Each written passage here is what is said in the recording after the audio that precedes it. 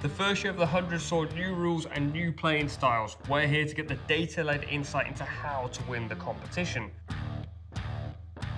We've got expert analyst Rufus Billow from CricViz to chat through how the coaches decide which players to pick.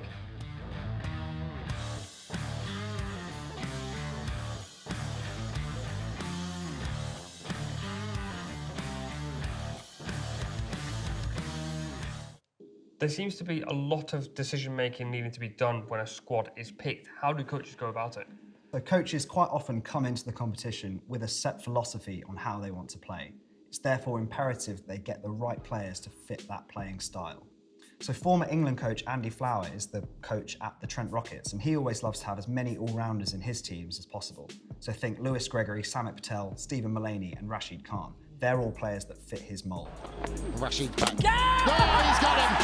Oh, is there nothing this man can do? Give him the ball, we'll get you a wicket.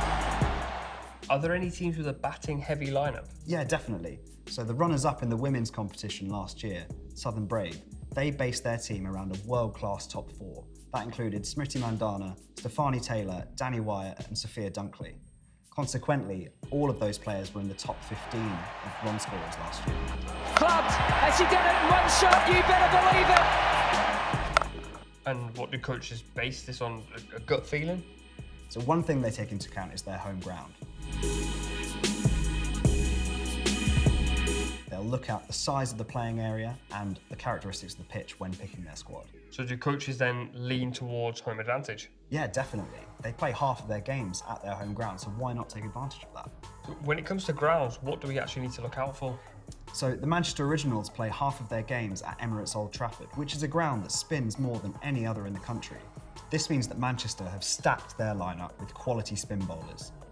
Matt Parkinson, Tom Hartley, Sophie Eccleston and Emma Lamb. Their ground spins more than any other, 2.6 degrees. Brilliant. Another good example is the Welsh Fire. They play their games at Sophia Gardens, which is a very short straight boundary. So therefore, they've picked loads of really tall bowlers in their side, like Jake Ball, George Scrimshaw and Annabelle Sutherland for the women's side. Why is that? So by their very nature, tall bowlers make the ball bounce more, and a ball that bounces higher is harder to hit back over the bowler's head for six. So what about the men's Rockets all-rounders then? So they play at Trent Bridge, which is the fastest scoring ground in the country compared to all of the other 100 venues. They therefore have picked a side full of bowlers who can also bat a little bit, so they maximise the amount of runs they can score every time they go to the crease. And so the women's Southern Brave team and their heavy batting lineup? As you can see here, the Aegeus Bowl is far bigger than all the other grounds in the competition. But it also has one of the best batting tracks, so they've picked their lineup based on having very strong, classical and intelligent batters who can hit the gaps and run hard, as opposed to being strong, bolshy players who hit the ball for six. All that data goes into the mix. Is there like an algorithm that helps them pick their starting 11? We give the insight to the captain and the coach, but picking the team is down to them. That's the art of cricket.